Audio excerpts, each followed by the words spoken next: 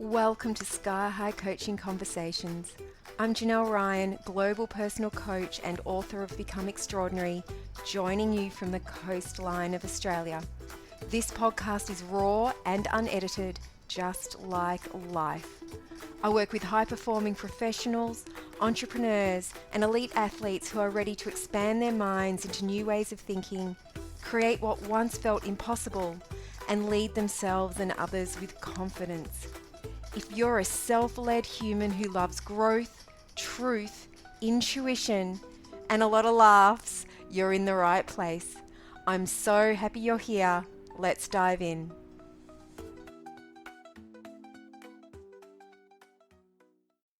Hello, welcome back to Sky High Coaching Conversations. I'm Janelle Ryan. I'm so happy you're here. As always, I invite you to listen for your own insight, not necessarily agreement. And if you can, maybe even note down what comes up for you, and then you can decide what you wish to do with that information once the episode is over. Let's dive in. I'm starting today with a quote.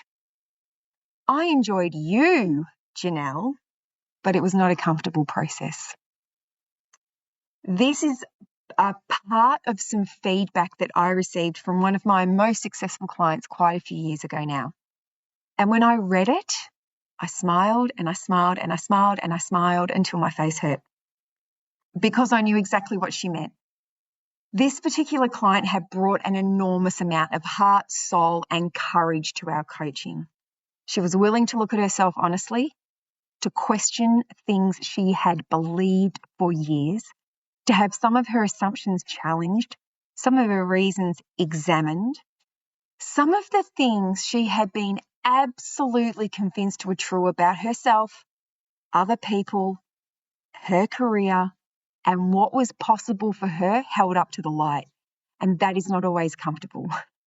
There is a very particular kind of unease that can happen in coaching. Believe me, I know, because I've been a client many times.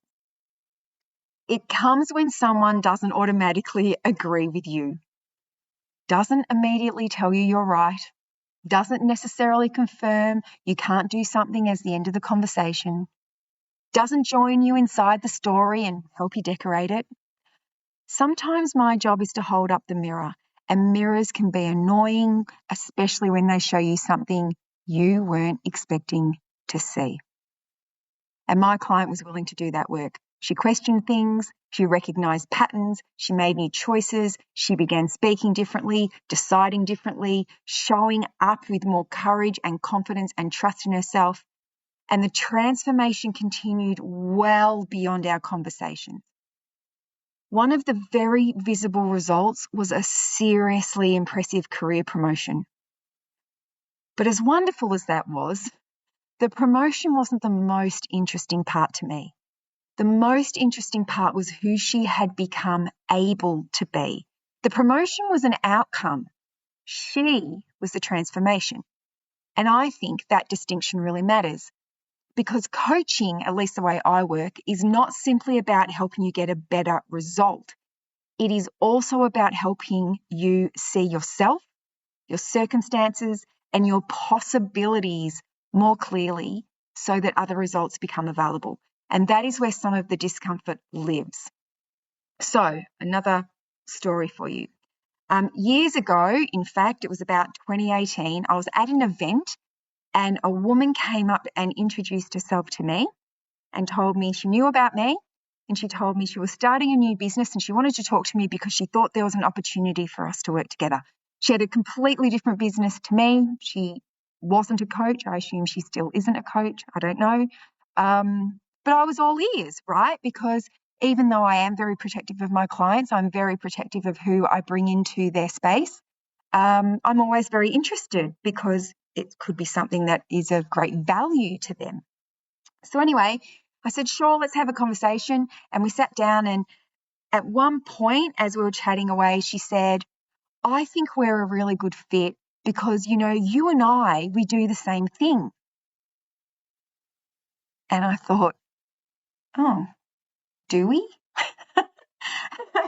And I've either asked her, I can't remember, it was 2018. I just remember what the reply was, but I either asked her what she meant or to elaborate, or how we did the same thing, completely different businesses, completely different professionals. And she said, or it was the look on my face, right? And she said, you and I, we make people feel good.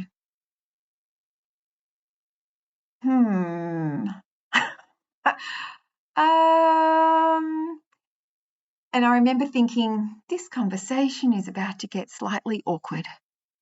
Because no, that's not my job. Now, of course, I support my clients. I'll put your mind at rest. I have had clients that have been with me for years and years and years. I have clients that have come and worked with me, gone away, created more, come back and worked with me, gone away, created more, come back, taken breaks.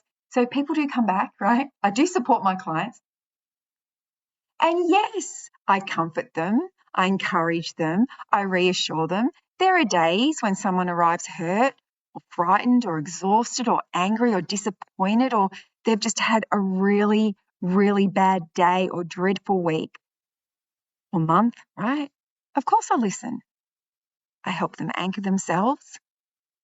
I remind them of what they know and who they are because they've temporarily forgotten. I celebrate them. And there are absolutely moments when I'm the person saying, you're okay, take your time and let's work through this together. But my clients don't employ me simply to make them feel good. In fact, I don't think I've ever had anyone reach out to me in 12 years and say, I'd love to work with you because I want you to help me feel good or make me feel good. I don't think that's ever happened. They employ me to help them create change. And sometimes those two things are beautifully aligned. You see something clearly and you suddenly feel lighter. You realise you have more options than you thought you had. Something that looked impossible 5 minutes ago now has opened up. You remember your own strength. You recognise that the decision you've been terrified to make is one you've been perfectly capable of making. Those moments feel incredible. Other times the work lands very differently. So you can tell me, I can't. No, I can't. And instead of agreeing, I might ask, why not?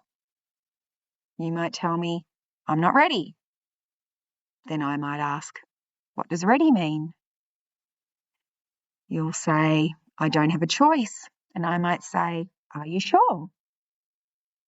You might tell me, that's just how it is. I'll ask you to show me why. You might say, I have to keep everybody happy. And I'll ask, what happens if you don't? See where we're going here? You tell me, I've always been terrible at that. And I might ask, really? Always?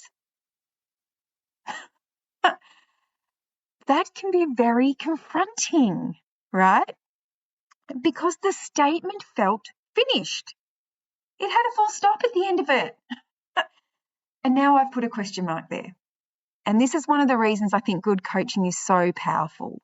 We all have beliefs, patterns and programs, assumptions and explanations about who we are and how life works. Ideas about other people, ideas about what is sensible, ideas about what we should and shouldn't want, ideas about what we're capable of. And many of them have been around for so long that we no longer experience them as ideas, do we? They feel like facts. It feels like truth. I'm not confident. I'm not good with people. I've never been a leader. I'm too old to change careers. I couldn't possibly start again. Oh, I'm not someone who exercises. I have zero willpower. I'm terrible with money. I'm hopeless at making friends. I always give up. I have to be the strong one. I can't say no to my family. I can't ask for that. They would never agree. Oh, Janelle, they would never choose me. That's just who I am. Now, when you've repeated something for long enough, it starts shaping the way you see the world. Then somebody comes along and asks, is that actually true? And suddenly, we're not only questioning the thought, we're looking at everything you may have built around it. Maybe you've spent 10 years not putting yourself forward because you believe you're not leadership material. Maybe you've spent 20 years saying yes to everybody because you believe being a good person means never disappointing anyone. Maybe you've avoided exercise because somewhere along the way you decided you're simply not an active person. Maybe you stopped making new friends because you tell yourself everyone has their people. Maybe you stay quiet in meetings because you believe that others know more than you do. Maybe you keep explaining your decisions because you believe everyone else needs to understand them before you're allowed to trust them yourself. Maybe you keep telling yourself you're too busy for the thing you desperately want to do. And there can, of course, be very real practical restraints. My job is not to wave away reality, although I do quite like doing that sometimes. I'm not going to say, oh, that's just a limiting belief whenever somebody faces a genuine difficulty. That would be ridiculous. My role is to help you separate what is real from what has become familiar, fact from interpretation, a genuine limitation from an assumption, something you can't change from something you've simply never questioned. These distinctions can change everything. But something else matters enormously here. I am not the expert in my clients' lives. They are. And as much as some of them have begged me at times, Janelle, please just tell me what to do, I do not tell people what to do. I don't decide whether you should leave your job or stay, take the promotion, turn it down, start the business, close it, move house, stay where you are, end the relationship, work on it, start exercising, change what you eat, travel, not travel, say yes, say no. Those decisions belong to you. You're the one living your life, aligned with your values, your circumstances, your relationships, your responsibilities, your desires and experiences. And I just hesitated and paused then because it reminded me of, oh my gosh, the most beautiful client I worked with, again, a long time ago now. Oh, she was amazing. And she wanted to work with me for a year, which was fantastic.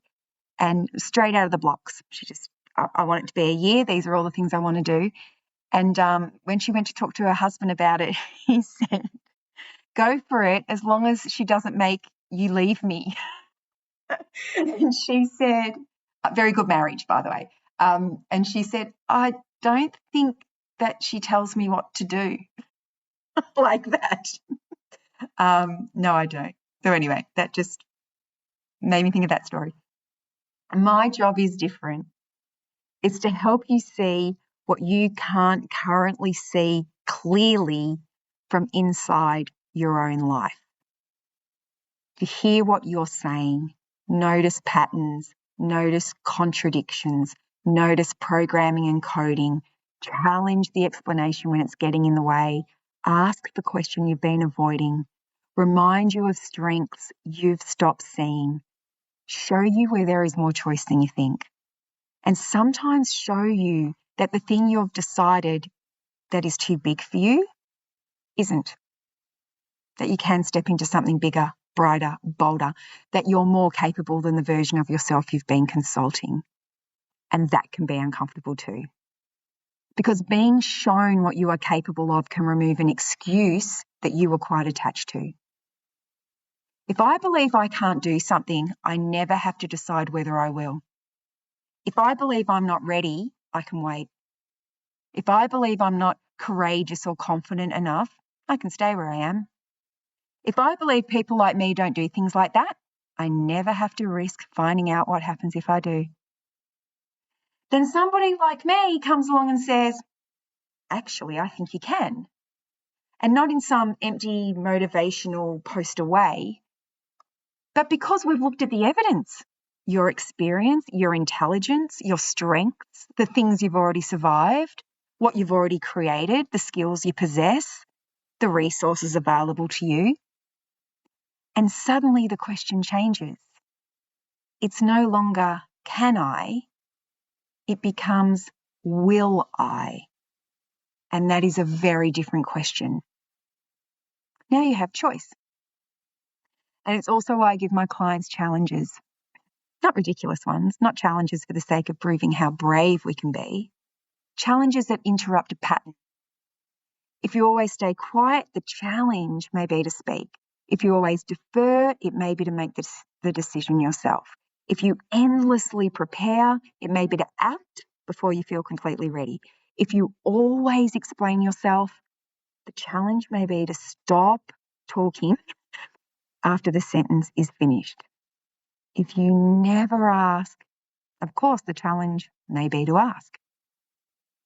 If you've convinced yourself you don't have time to care for your health, the challenge might be to test that belief this week. If you say you want a bigger social life but never place yourself anywhere new, the challenge may be to walk into the room. If you want to be considered for more senior work but keep waiting for someone else to notice you, the challenge may be to have the conversation. The challenge isn't the punishment. It gives us information. You learn something about yourself when you move beyond the behaviour you normally choose. And this brings us to the second kind of discomfort. Because even after you recognise the belief, even after you see the pattern, the program, the coding, even after you realise the person is not quite as solid, did I say the person then? The reason. Even after you realise the reason, I think I said person, the reason is not quite as solid as it first appeared, you still have to do something new. And unfamiliarity has its own pull. You've spent years staying quiet in meetings. Now you decide to contribute, right? What's going to happen? Your heart is racing, your mouth feels dry, and silence suddenly seems incredibly sensible, right? You finally decide to put yourself forward for the more senior role. You open the application, and every reason you're not qualified enough arrives at once. You decide to start exercising after years of doing very little. You walk into the gym. Everyone appears to know what they're doing, don't they? You don't. You've never been in there before. And turning around and walking out feels wonderfully available. I mean, the door's just there, right? Just behind you. You change the way you're eating because you want to feel better. And then you have a really difficult afternoon, and the familiar food offers comfort immediately. You realise you want more connection in your life. Maybe you've moved, maybe a relationship has ended, maybe friends have moved into different stages of life, maybe your children have left home. So you decide to join something new. Then comes a moment when you actually have to walk in without knowing anybody.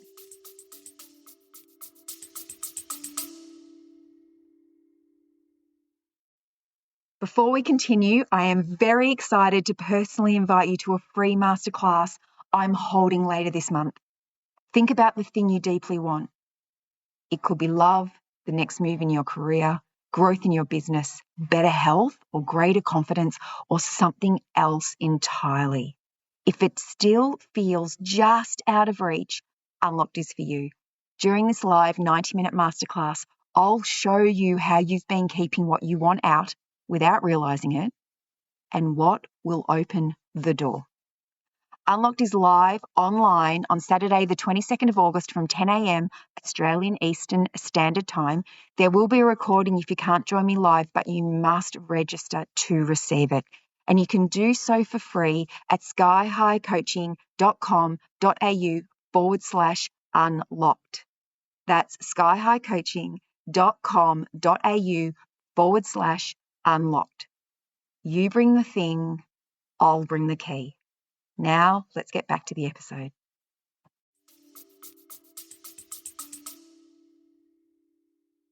You make a decision your family doesn't love.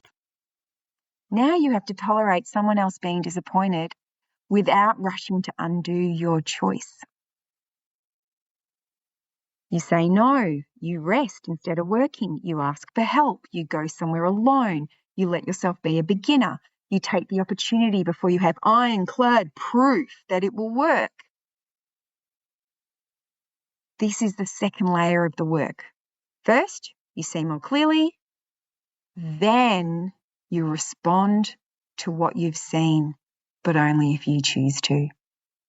And that is often where the old way starts calling you back, calling you home, because familiar is persuasive.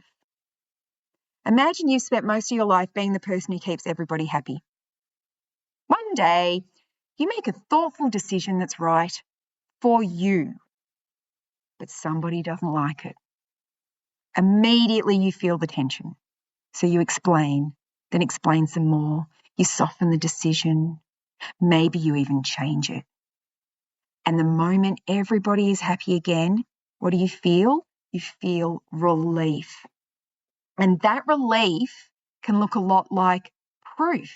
See, I knew I'd made the wrong decision. Except you may not have made the wrong decision after all. You may simply have returned to the pattern you know. The same thing happens with habits. You decide to care for your body differently, exercise, food, sleep, whatever that looks like for you. The first few weeks are awkward. The routines aren't established. You have to think about things that once happened automatically. And stopping makes all that effort disappear. You're back to what you know. That does not tell you the new direction was wrong. It tells you the old one was familiar. And socially, it can look like this. You decide you want more people in your life. Someone invites you somewhere. You realise you won't know anybody. You say no. Instant relief. No awkward arrival. No introductions. No standing there wondering who to talk to, feeling like Nelly no mates. Of course, I don't really like that phrase. I get called Nelly. The relief is wonderful, except you also still want more connection. So there's often a cost to immediately choosing relief, which is why one of my favourite questions is, what happens if nothing changes? Not as a threat, not to frighten yourself, simply as useful information. If I continue making this choice, where does it take me? If I keep staying quiet at work, where does it take me? If I keep assuming I'm not ready, where does it take me? If I keep postponing my health, where does it take me? If I keep declining because I don't know anyone, where does it take me? If I keep allowing everybody else's opinion to outrank my own, where does that take me? If I keep protecting myself from 5 minutes of discomfort, what else am I preventing myself from experiencing? That, my beautiful friend, is worth asking. Because comfort has consequences too. We simply tend to notice them more slowly. And none of this means you need to become a person who's endlessly pushing, challenging, and stretching yourself. I don't believe life needs to become one permanent personal development boot camp. We don't need to wake up every morning thinking, what terrifying thing can I do today to prove I'm growing? Discomfort is not the objective. Greater freedom is. Greater choice, greater self-trust. The ability to recognise this is an old belief, this is a pattern, this is my fear talking, this is familiarity, this is my instinct, this genuinely isn't right for me. And then to choose from clarity rather than an automatic reaction. And this is why I really love the mirror metaphor, because a mirror doesn't tell us what to do, does it? A mirror doesn't tell you what to do, it helps you see. And this is what I do for my clients. I hold up the mirror, I show them what I see, and I invite them to look. And what they see isn't always easy, because it might be a contradiction, a habit, a belief, a way they've been giving their power away, an excuse, a decision they keep pretending isn't a decision. But the mirror can reveal something else as well. Their capability, their strength, their experience, their courage, their brilliance. Oh my gosh, that beautiful thing they could create, the role they could step into, the conversation they are absolutely strong enough to have, the life they are allowed to want, the future they've been talking themselves out of. Because we can be just as resistant to seeing our possibility as we are to seeing our patterns. And that's where bigger, brighter, and bolder enters the conversation. Now, not because everybody needs a bigger career or a bigger business or a bigger house or a bigger life. Bigger can mean more honest. Brighter can mean healthier. Bolder can mean finally saying what you think. It can mean putting your hand up for the leadership role, starting the business, leaving a career that no longer fits. Or it can mean joining the walking group, making new friends, taking the trip, changing the habit, creating the boundary, asking for help. Oh, letting yourself rest, going back to study, starting again. Bigger, brighter, and bolder is personal. And I cannot define it for you. You define it. My job is to help you stop automatically shrinking it back to fit the frame you already know. And that brings me back to my client. I enjoyed you, Janelle, but it was not a comfortable process. I loved that feedback because it told me she'd used the coaching properly. She hadn't come looking for someone to agree with everything she already believed.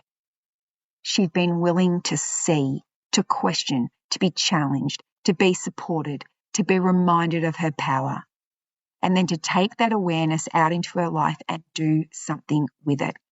That is where transformation happens. Not in insight alone and not in action alone. It happens when you see something more clearly and then allow what you've seen to influence what you do next.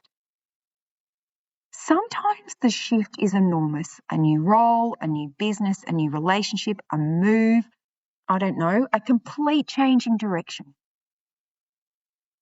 And other times it's almost invisible from the outside. You speak. You don't apologise. You go. You stay. You say no. You say yes. You make the appointment. You order differently. You walk into the room. You stop asking everyone else what they think. You make the decision. Tiny moments, huge evidence. Evidence that the old frame is no longer running the entire show. And beyond that frame, there is not one correct destination waiting for you. There are so many possibilities, choices, ways of being, parts of yourself you have not even met yet, conversations you haven't had, opportunities you can't currently see, relationships that can become deeper, work that can become more meaningful, a body you care for differently, a social life you build differently. A future that changes because you're no longer making every decision from the same old set of assumptions. That is why discomfort can be worth it. Not because discomfort is the goal. Freedom is. The freedom to see clearly, to think for yourself, to trust yourself, to question what you have assumed to be true, to choose deliberately, to step into something bigger, brighter, or bolder when that is what you want. And to know that unfamiliar does not automatically mean wrong. If you've been listening to this and recognising one of your own beliefs, patterns or frames, and you want to do some work around this, I have a couple of places you can begin. If you're finding your voice, growing in confidence, or learning to trust yourself more deeply in your work, your relationships, and your life, the Unshakable Woman Blueprint is a great place to begin. And it does say Unshakable Woman, but you know what? It's for any gender. If you've already achieved a great deal in your life, and the question now is less, can I, and more, well, what do I actually want now? Success was the warm-up, was created for that conversation. They are both complimentary. They are both a gift from me, and I'll put the links in the episode notes and you can download them and work through them yourself. Now, if you're ready to do this work with me rather than work through it alone, the Soft Strength Salon is where you bring the dreams and desires you want to make real, and we work on you, your thinking, your confidence, your courage, your self-trust, your choices, your patterns, the way you show up. This is where you'll find the mirror so that you can bring those beautiful dreams and desires to life. And again, you'll find the link in the episode notes. And I want to leave you with this. The next time you feel uncomfortable, don't automatically rush to make the feeling disappear. Get curious. Is something genuinely wrong? Or is it a belief being challenged? Is someone holding up a mirror? Are you seeing yourself or your situation in a way you haven't before? Are you being invited to step into something you're entirely capable of, but have never done? Are you choosing what is new instead of automatically returning to what you know? Because sometimes discomfort is a warning, sometimes it's the mirror, and sometimes it's simply what the edge of the old frame feels like when you begin to step beyond it. And my beautiful friend, I can guarantee, I can assure you, there is a whole lot more on the other side. Thank you for joining me today. Until next time, keep expanding, creating, and leading. Bye.